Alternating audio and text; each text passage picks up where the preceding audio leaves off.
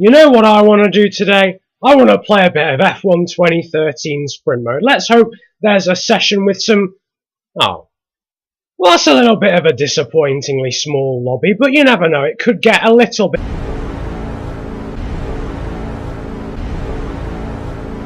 I think I might actually be done. Lobbies are dead. Already here on F1 2013 Sprint Mode. It is Niran here, and you guessed it, it will be F1 2013 Sprint Mode. But some of the lobbies at this current point in time, some of the sessions, I've been incredibly lucky to get however many I've got this time, which I think is 8, as my guy itches his hand again. Should probably get that sorted out. I think he's got a rash of some kind because he has to itch his hand every time he's in an F1 car. But nevertheless, I'm in a slightly filled lobby, only half full, but I don't know. I think Guido van der Garde's probably more likely to win the F1 2014 World Championship than that happening.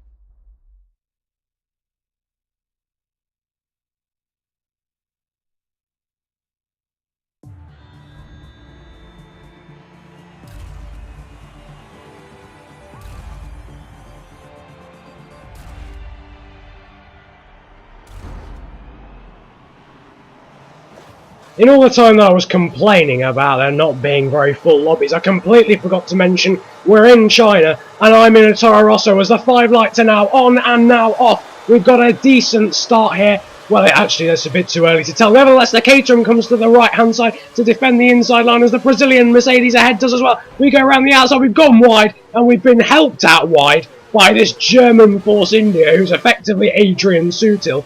Despite that, we've still beaten someone to the first corner. How, I have no idea. Nevertheless, we're down in 7th out of 8 here. In China, in my Toro Rosso, having gone out wide on the first cut. We started 4th and we're down in 7th already. The German Force India breaks late. There's a Caterham and a Marussia spinning there. Caterham spins, Marussia in the gravel as well. And it's all gone down the pan for those guys. But now that promotes us up into 5th. As someone leaves us contact between the Force India and the McLaren. The McLaren slow. The Force India goes out onto the general outside, and we've gone up the inside now of the British McLaren, who I'm associating as Jenson Button. And actually, no, I'm not going to do that. That's a lie. We'll stop at Adrian Suit. Oh dear God, we've hit Jaime Alguersuari into the. No, I said I was going to stop doing that. A Spanish Toro Rosso. I'm so sorry. I'm actually so sorry. I was absolutely dire. We sort of let him back through though in a strange turn of events. Somehow, my crew chief hasn't told me to be careful despite punting my own teammate into the gravel trap. I do apologise, I didn't actually hit him on my screen, but clearly I did on his as he went flying into the gravel. Nevertheless, after the back straight, we plummet down into this hairpin as now the McLaren, the Force India, and both of us, the Toro Rossos here, battle for what is, I think, 3rd place, the last place on the podium. The McLaren goes incredibly wide, as does the Toro Rosso, but we've got a stunning run on the McLaren after he goes so far wide. A recharge occurs, and as we go on to lap 2, we move into 4th place and down into turn 1 once again. The Force India's got it horrendously wrong again. The Spanish Toro Rosso in the middle of lagging out all over the show. Hang on, how can I deal with this? In the middle of lagging all over the show as I go onto the grass, he actually makes it through the corner and decides to be there instead of just lagging all over the show. Nevertheless, I've been hit again. The driving standards in this race is diabolical, including my own. It's gone completely down the pan, so much so that the Caterham who spun earlier is actually on the back of this battle. That's the scenario, that's how dire this situation has become, as we now follow this floating Toro Rosso. I don't know how to deal with this, I'm sorry. We've gone round the outside though. This is one heck of an optimistic move, I have to say. We're going to go around the outside. We brake earlier so that he'll break himself. And I'm sorry, that's just not even possible. This is carnage, and I don't even begin to know what's going on, as yet another accident takes out the McLaren / the Caterham, one of the two. We're 4th now down onto the back straight, following this incredibly laggy teammate of ours, and the Force India, who hasn't been able to hit an apex for toffee all race, and he still finds himself on the podium. He's gone wide again, well out into the runoff area, comes back on, cuts me up, and now the Spanish Toro Rosso Al Ghashwari's in third, followed by Sutil. Al Ghashwari's gone wide.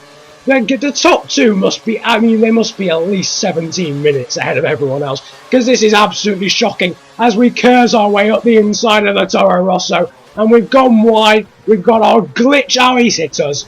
He's hit us. That's brilliant teamwork there. I tell you what, us two in this Toro Rosso, we do a great job at Red Bull if we were promoted with all this shenanigans of teammates going on. We've gone back up the inside. There's contact. There's a bit of an overlap, so I leave him a bit of space to come back up the inside. But we're going to hang it out around the outside as we go a bit quicker through Sector 1 than last lap. Even more contact. We'd be out. We'd be absolutely out if this was a real race. Going up the inside, though, using a bit of the curb and a bit of the grass here as we're battling for 4th place round the outside. That puts us a bit wide, and the Spanish Toro Rosso can win that battle, but he's gone wide, and we've lunged up the inside while rallying it round that left-hand turn. In the meantime, the Caterham and McLaren from ages ago are battling for what can only be 5th at this point. The leader has probably... I'm surprised he hasn't crossed the line already. Even the Force India has gone away from us now. That's the state of the situation of play right now. As we go down the back straight for the last time, using the last bit of curse as Mizo46 loses connection and or rages from the game. The leader's won. The leader had won by lap 1, to be quite honest, after these shenanigans. The Force India is going to come across the line in second as the Caterham moves up the inside of the McLaren in the background. We just got to make sure we go through here well, which it wouldn't pass me. I wouldn't put it past myself to do that wrong. But across the line we go, in third, in one of the most ridiculous races I've ever done in my life. That was utterly, it was just carnage. It was like a sandwich of carnage with a filling of carnage, with a side order and source of carnage. It was unreal. Anyway, China there throwing up an incredible race with driving standards of GP3 drivers there. To be quick, if they're not even GP3 drivers, worse than that. If there was a GP4, it would probably match the driving standards of that. Nevertheless, this Mercedes guy, who's probably never had an easier win in his life, celebrates. Meanwhile, while he celebrates, I hope you enjoyed this episode of Sprint Mode. Like and subscribe if you did, and comment about it if you enjoyed it that much. So I hope you have a good day, enjoy yourselves, and goodbye. But I have got a good run there out of turn 2, out of the second half of the chicane, and up the inside we go, down the back straight. We're closing in on the finish Sauber as well. It's 3 abreast as I use some curves up the inside.